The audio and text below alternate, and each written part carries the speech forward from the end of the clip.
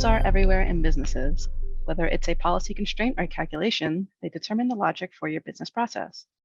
In decisions, there's several different ways business rules can be used, all without having to write any code. Rules can be used to determine the path the workflow process flows, or a rule can be used as a discrete API call that evaluates the data and returns results. Another way can be rules validating user input on forms, or even hiding user actions that are irrelevant.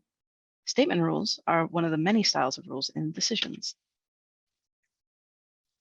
Statement rules are simple to build, understand, and change by business and tech users in an organization. They can result in a logically true or false decision, trigger an action, or return data, and are written in the form of an if statement followed by a then statement. We can start by defining the input for a rule and the data that will be evaluated, and then go through and choose the rule's data, elements, verb structures, and configure where that data comes from.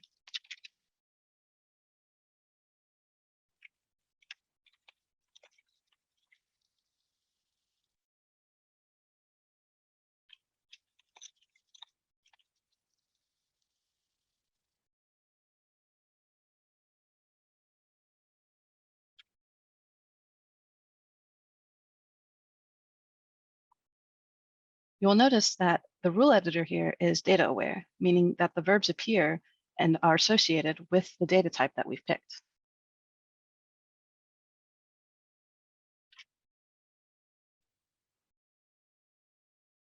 Additional conditions can also be added, or an either or group can be chosen.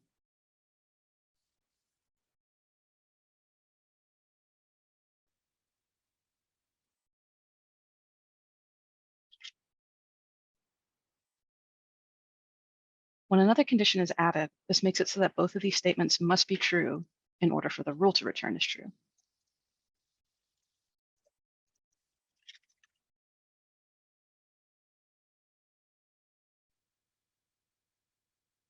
Either or groups say that either this statement or that statement must be true, along with whatever conditions and statements we've already written before or after the either or group here.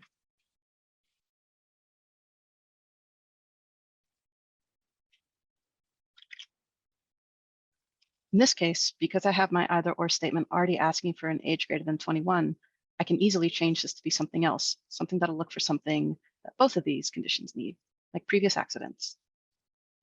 We can see that the verbs have changed along with the data type.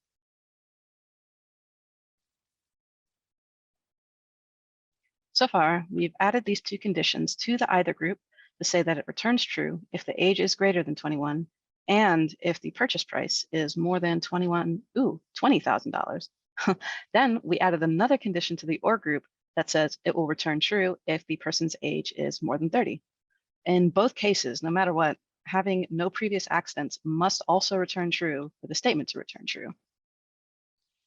Conditions in either or groups can be added to statement rules as many times as necessary to make a rule as simple or as complex as we need it to be. And here we can see that they nest. We won't need them for this example.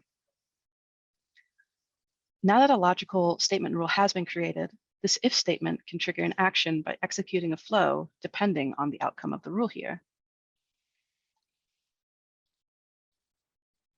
To demonstrate how this would actually work, we can go to our debugger and test out some data that we've already defined. Let's go and use this one that's going to return us a true statement. Based on the data entered, the rule would return true and kick off the loan request approval flow and bring up our approve form. We can see that this is because the first conditional statement returned true and at least one of the either or statements returned true as well. We can actually follow the same process with the false path here too.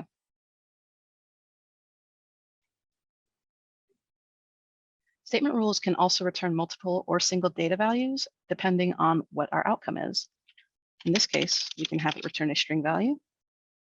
That just lets us know that it's been auto-approved.